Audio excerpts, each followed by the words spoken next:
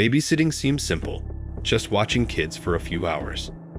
But when you're alone in a stranger's home, ordinary nights can turn into pure terror. Here are 3 chilling true babysitting horror stories that prove innocence doesn't guarantee safety.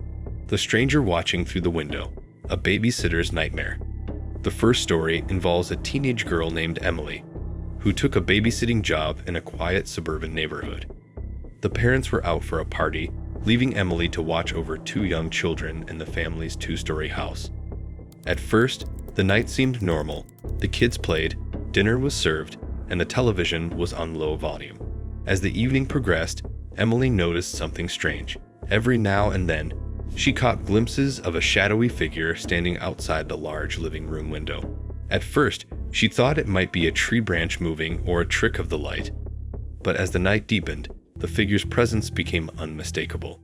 It was a man, standing motionless and staring into the house.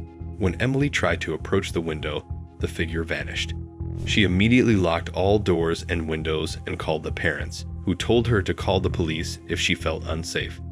Moments later, Emily's phone began ringing repeatedly, but the calls were from an unknown number. With no one speaking on the other end, Emily called the police, who arrived quickly and began checking the perimeter. They discovered that the man had been lurking outside for at least an hour, watching the house and waiting for the right moment to enter. The police later arrested the man, who had a criminal record for stalking and attempted break-ins. Emily's bravery and quick thinking likely prevented a tragic outcome that night. The chilling detail that haunts her is the repeated silent phone calls, which seemed like a sinister game to intimidate her. This story highlights the terrifying reality that babysitters are sometimes targeted precisely because they are alone and vulnerable in someone else's home. The phone calls from inside the house, when the threat came from within. Our second story is one that has been recounted by many babysitters over the decades, but one incident in particular stands out for its horrifying escalation. It involves a babysitter named Karen, who was watching 2 young children in an old Victorian-style house. The parents were attending a wedding and expected Karen to stay until late at night. About an hour into her shift, Karen began receiving strange phone calls. At first, the caller was silent. Then, the caller whispered unsettling phrases like, "I'm watching you, and you can't leave." Karen was unnerved but tried to dismiss it as a prank. Things got worse when the phone rang again, and the voice on the other end said, "Go upstairs now." Terrified, Karen decided to call the police. While waiting for them, she attempted to calm the children, but noticed strange noises coming from the attic above her. The police arrived, but when they searched the house, they found no one inside. The calls stopped, but Karen remained shaken. Days later, the family discovered a man had been hiding in the attic, entering through a hidden crawl space accessible only from the backyard. He had been watching the house and the babysitter for weeks. The intruder was arrested and charged with multiple counts of stalking and trespassing.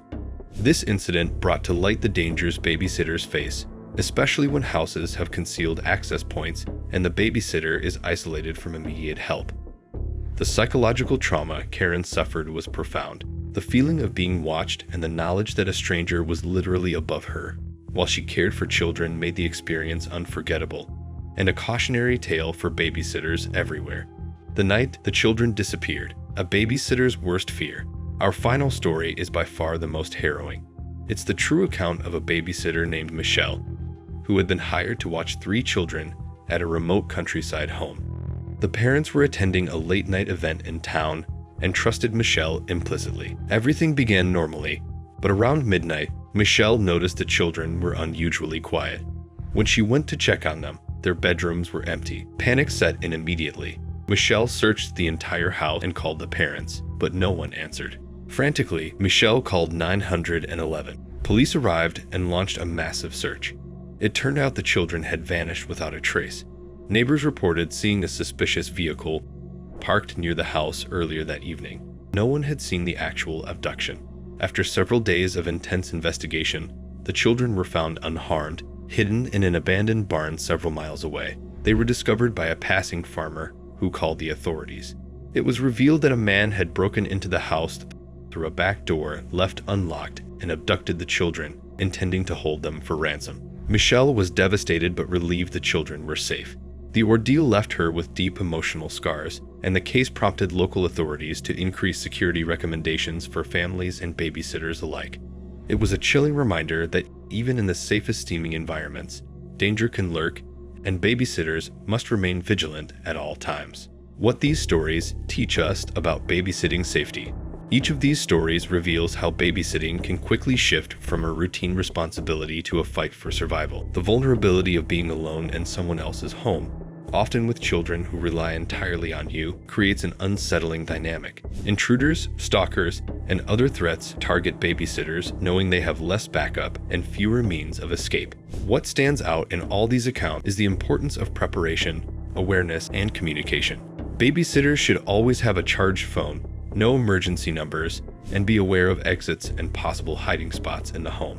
Parents can help by ensuring their homes are secure, explaining safety protocols, and leaving clear instructions for emergencies. Additionally, babysitters should trust their instincts. If something feels off, it probably is. Calling for help, even if it feels like an overreaction, could save lives. A silent warning: the power of intuition. One final lesson from these babysitting horror stories is the incredible power of intuition. Many babysitters who face danger recall that subtle feeling, a creeping unease, a sudden chill, or the inexplicable sense that something wasn't right. Often, this gut feeling is the first alert to trouble, long before anything obvious happens. Trusting your instincts can be the difference between safety and disaster.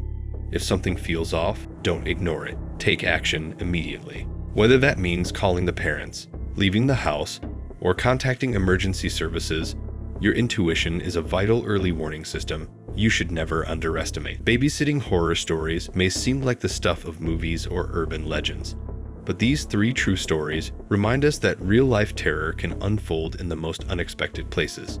The bravery of babysitters like Emily, Karen, and Michelle in the face of unimaginable fear is remarkable and inspiring. If you're a babysitter or plan to be one, take these stories as warnings, but also as lessons in vigilance and resilience. Stay alert, communicate clearly, and never hesitate to seek help.